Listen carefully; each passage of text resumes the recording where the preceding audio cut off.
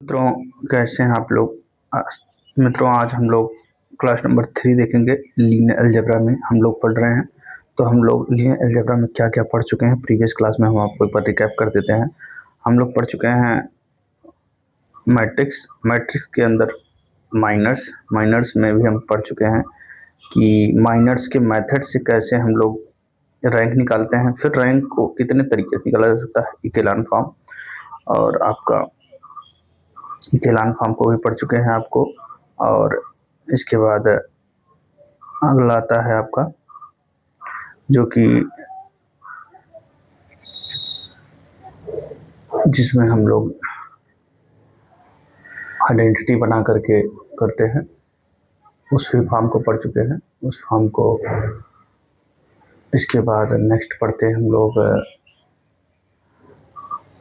Properties of the matrix, और इसके बाद ये सब पढ़ते हुए यहाँ तक पहुँचे। ठीक, तो अब हम लोग चलते हैं नेक्स्ट। इससे संबंधित कुछ सवाल है, लगभग 10 सवाल ले रहे हैं हम लोग। चलिए देखते हैं। तो क्वेश्चन नंबर 1 क्या कहता है मेरे भाई। क्वेश्चन नंबर 1 कहता है रैंक निकालना है, रैंक ऑफ द मैट्रिक्स। चलो हम लोग रैंक निकालते हैं। तो रैंक निकालते हैं मेरे भाई। फिर दिया हुआ है मैट्रिक्स।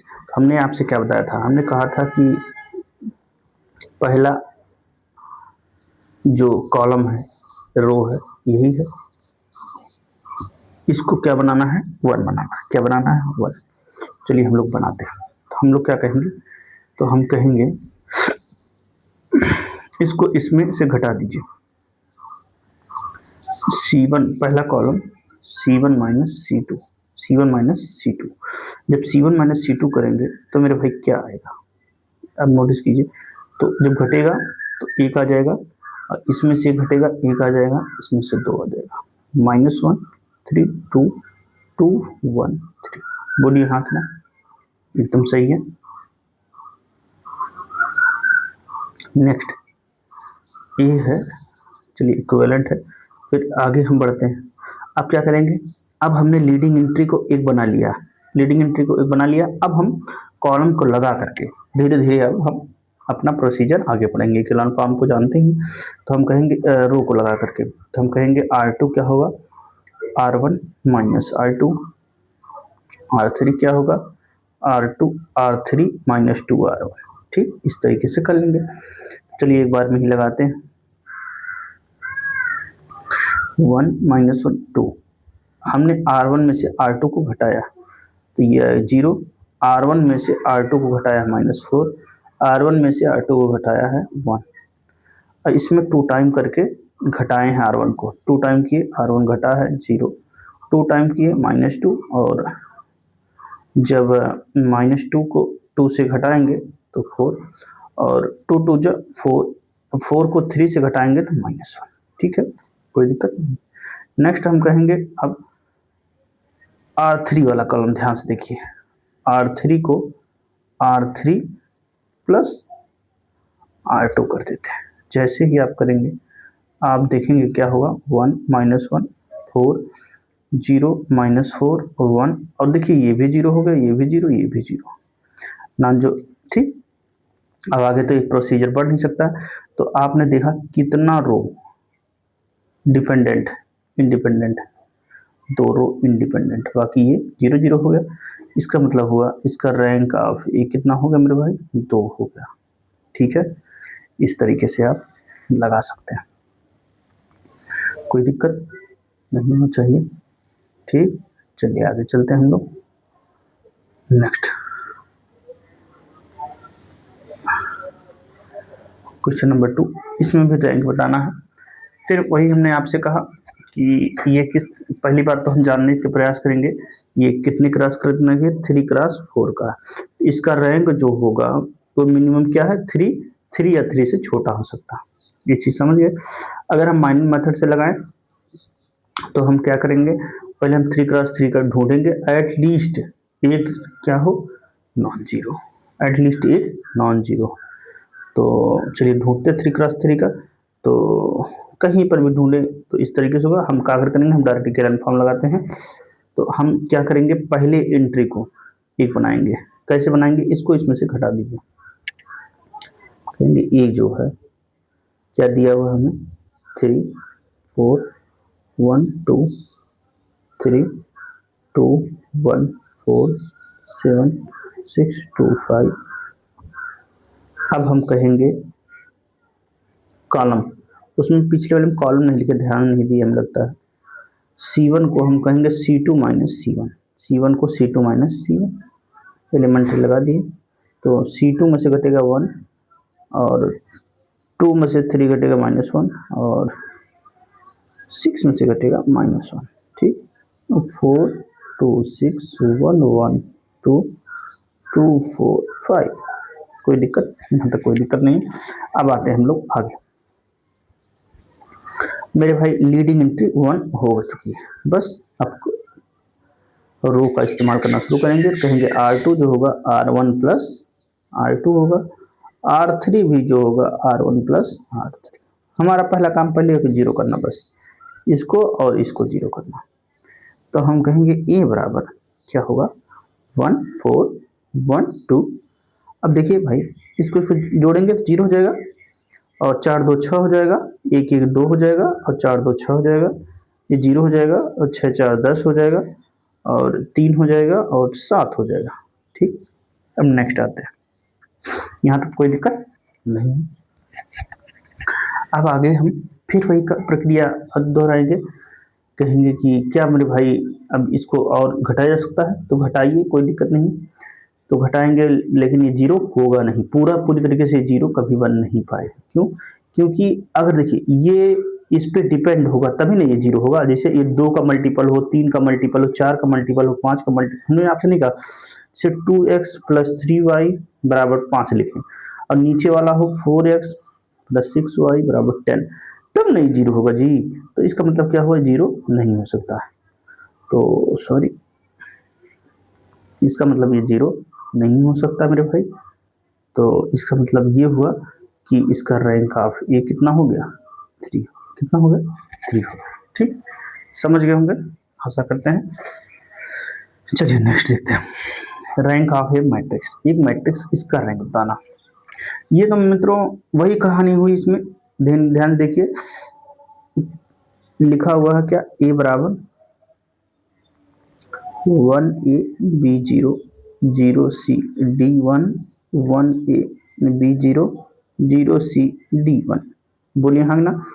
अब एक चीज नोटिस कीजिए, ये वाला और ये वाला रो दोनों इक्वल है, इक्वल है तो एक गायब होना तय है क्योंकि सेम है, डिपेंडेंट होगा एक गायब हो जाएगा, अर्थात हम सीधे घटा देंगे। ये वाला गायब, तो दोनों इक्वल है एक गायब होगा, इसका मतलब दो तो गायब हो जाएंगे। तो इस तरीके से हम कहेंगे R2 क्या होगा, R3 को गायब कीजिए, R3 R1 R2 R3। ठीक, R3 जो होगा R1 माइनस R3, R4 जो होगा R2 माइनस R4। ठीक, जैसे करेंगे मेरे भाई 1a b0 0c d1 0 0 0 0 0 0 0 0, तो रैंक ऑफ ए कितना आ गया 2 आ गया। ठीक, ये चीज समझ गए। हमने वही कहा रैंक ऑफ सारा खेल है डिपेंडेंट और इंडिपेंडेंट। ठीक, डिपेंडेंट इक्वेशन इंडिपेंडेंट इक्वेशन। ठीक, चलिए नेक्स्ट चलते हैं। Rank of A B equal 4, ये बहुत इंपॉर्टेंट है, वेरी वेरी इंपॉर्टेंट। हम इसको स्टार लगा देते हैं, समझ लीजिए कैसे इंपॉर्टेंट है। हम जानते हैं एक फार्मूला हमने आपको पिछले में बताया है, रैंक ऑफ ए बी क्या होता है, लेस आर इक्वल होता है रैंक ऑफ ए अथवा rank of A B less or equal होता है रैंक ऑफ बी। बोलिए हाँ ना। ठीक, इसका मतलब क्या हुआ तो हम पहला फार्मूला का इस्तेमाल करते हैं, कोई भी फार्मूला ए का ही निकालना है तो ए का ही निकाल लेते हैं, बी दोनों का निकालते हैं। तो रैंक ए बी के स्थान क्या रखेंगे 4 रख दीजिए यहाँ, जैसे यहाँ 4 रखेंगे 4 greater or equal rank A less or equal A, अर्थात रैंक ए का मान 4 से बड़ा, ये होगा। ऐसे रैंक बी यहाँ पर 4 रखेंगे तो रैंक बी भी जो होगा 4 से बड़ा होगा। ठीक, ये चीज है मेरे भाई, समझ गए। ठीक, बहुत इंपॉर्टेंट है। नेक्स्ट आता है the rank of singular matrix. Singular मेरे भाई शब्द का खेल है। सिंगुलर का मतलब होगा determinant A is equal to 5x5 की मैट्रिक्स जीरो है। इसका मतलब जब जीरो हो गया तो अब ये इसका रैंक ए जो होगा तो इसका मतलब या तो 4 होगा, 4 से छोटा होगा, तो एट मोस्ट अधिकतम 4 हो सकता है। एट लीस्ट कहता तो एक ही हम कह देते कि भाई एक ही होगा। एट लीस्ट पे एक, मोस्ट पे 4। जैसे हम कहें कि हमें कम से कम जिंदा रहने के लिए कितना रोटी खाने की जरूरत है, एक रोटी भी अगर मिल जाएगा तब भी हम जिंदा रह लेंगे। लेकिन हमें अधिकतम हम कितना खा सकते हैं, तो हमारा अगर क्षमता 10 रोटी खाने का तो 10 रोटी खा सकते हैं एट मोस्ट, अधिकतम। ठीक वही बात है। द वैल्यू आप क्वेश्चन नंबर 6 देखिए क्या कहता है। क्वेश्चन नंबर 6 ये कह रहा है कि रैंक ऑफ ए अगर 2 या 2 से छोटा है तो हमको एक्स का मान बताइए।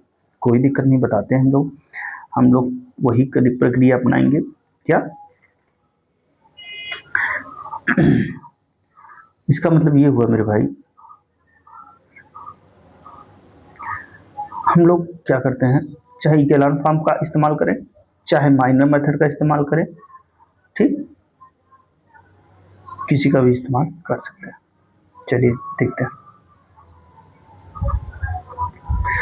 तो हम लोग चलते हैं इकेलॉन फॉर्म से ही लगाते हैं, क्योंकि इकेलॉन फॉर्म इसलिए लगा रहे हैं आगे से बहुत इस्तेमाल करना। 3x-8, 3 3 3 3x-8, 3 3 3 3x-8। ठीक, हमने आपसे क्या कहा था, इकेलॉन फॉर्म के लिए, इकेलॉन फॉर्म के लिए इसको क्या बनाना पड़ता है, बोलिए। एक बनाना पड़ता है, यही देखिए। तो चलिए बनाते हैं, इसमें कोई दिक्कत तो नहीं होनी चाहिए।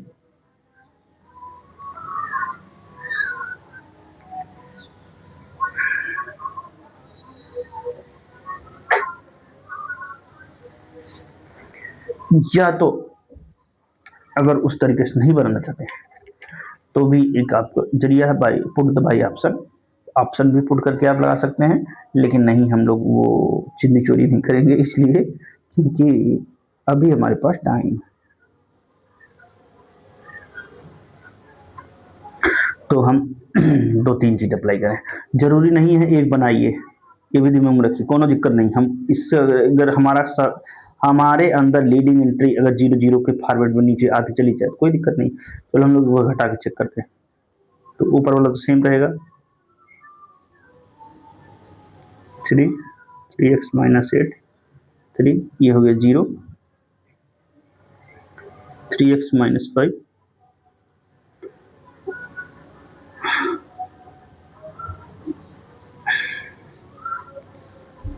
3 8 3 11 -3x। ठीक, कोई दिक्कत नहीं होगा। अब मेरे भाई ध्यान से देखिए,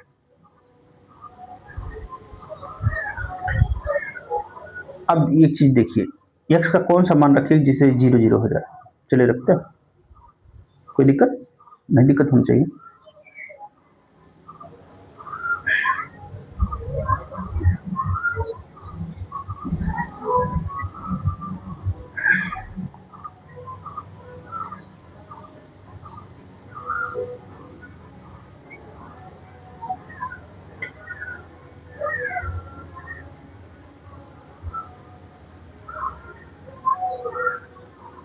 यहाँ हमें लगता है जोड़ने घटाने में हम लोग से गलती हो गया है, हम थोड़ा ध्यान दे रहे हैं, इसीलिए थोड़ा शांत हो गए, इसलिए ध्यान से देखिए।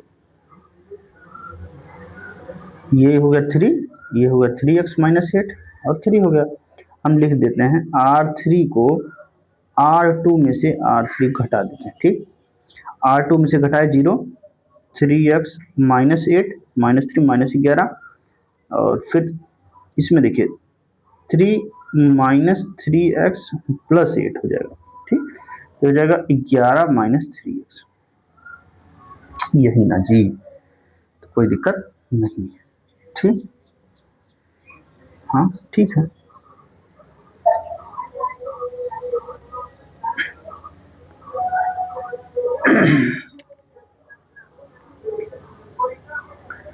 तो चलिए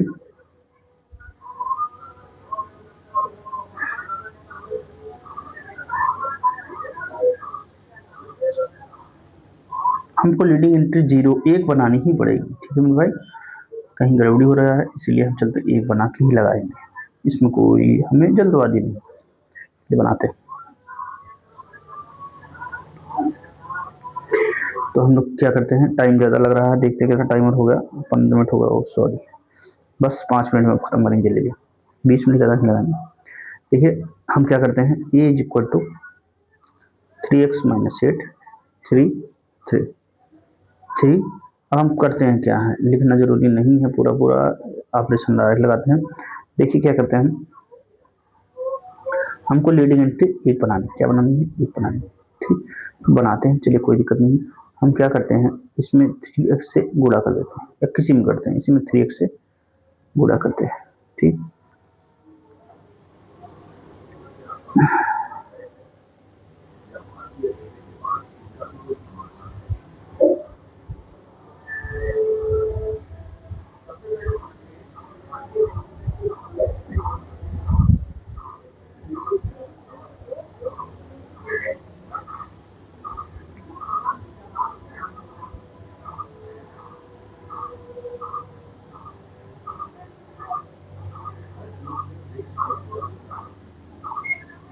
त्रिकानो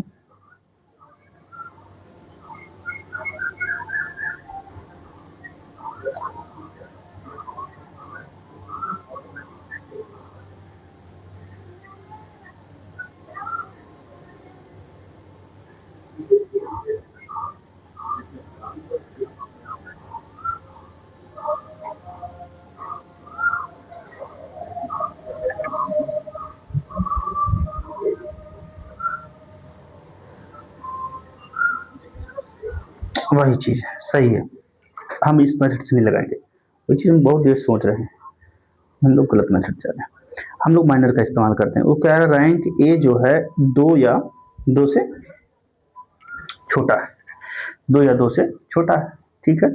इसका मतलब क्या हुआ, इसका मतलब ये हुआ मेरे भाई कि एट लीस्ट कम से कम एक ऐसा होगा 2x2 का माइनर जो कि 0 नहीं होगा, 0 नहीं होगा। इसका मतलब ये हुआ कि हम अब लेते हैं कोई भी माइनर्स लेते हैं, हम चलिए मान लीजिए कि ये माइनर्स लेते हैं, ठीक। तो इसमें 5/3 रखते हैं, 5/3 जिसे रखे तो 5 3 कटा, और 5 में से 3 के -3 आ गया, और 3 त्रिका 9, और 3 त्रिका 9 और -9 9 9 18 हो जाएगा, 18 हो जाएगा, ये 0 नहीं हुआ, नॉट इक्वल टू 0, इसका मतलब यही सही है, ठीक। अगर हम चलिए एक बार आपकी बात इस तरीके से मानते हैं, ठीक,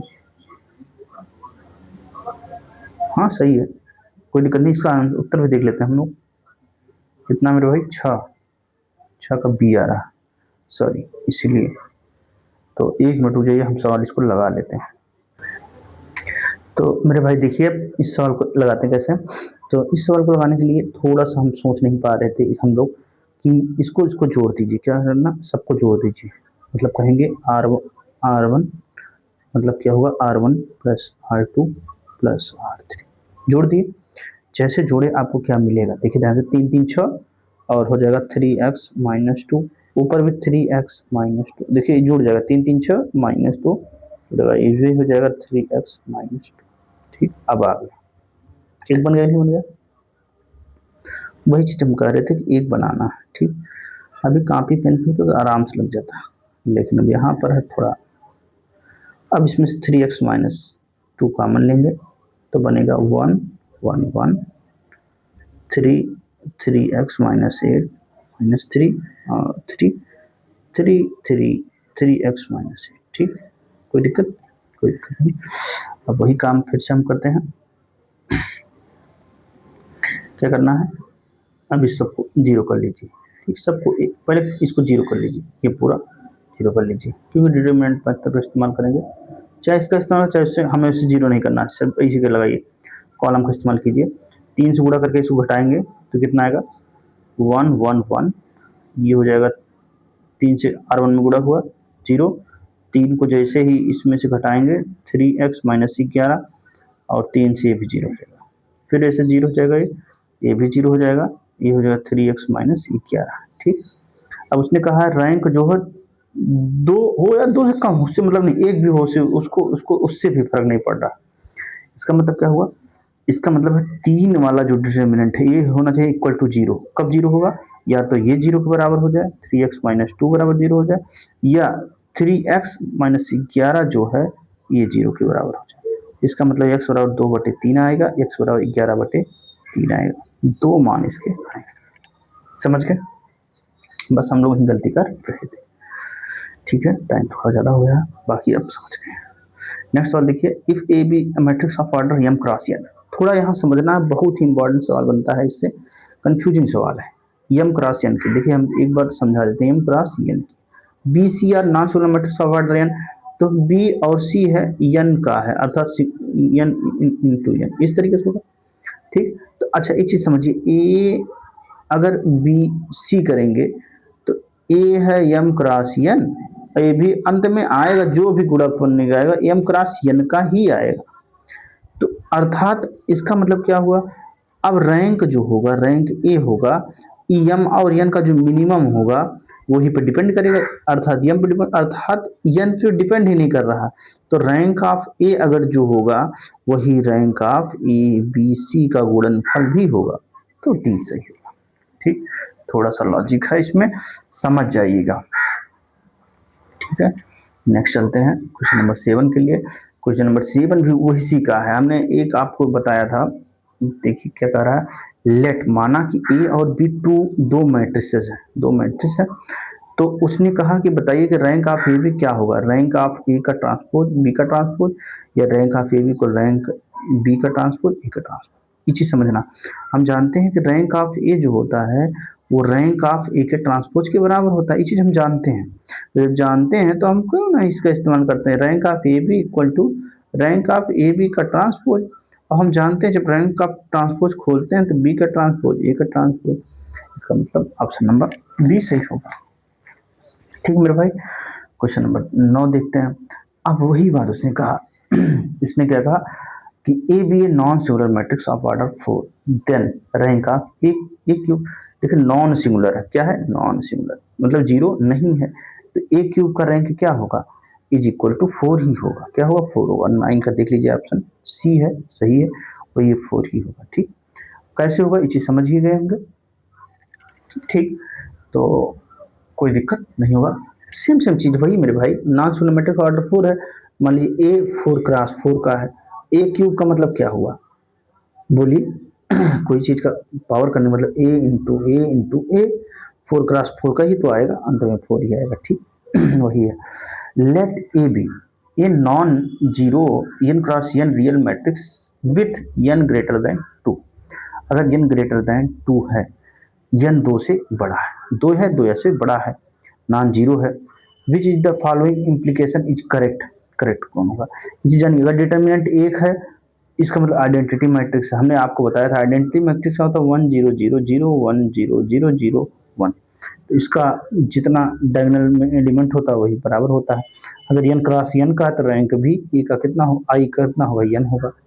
ठीक, तो ये ऑप्शन डी सही होगा। आशा करते हैं समझ गए होंगे, नेक्स्ट चैप्टर में हम लोग आगे देखेंगे। ठीक है, तो बस मस्ती से पढ़ते रहिए, धन्यवाद।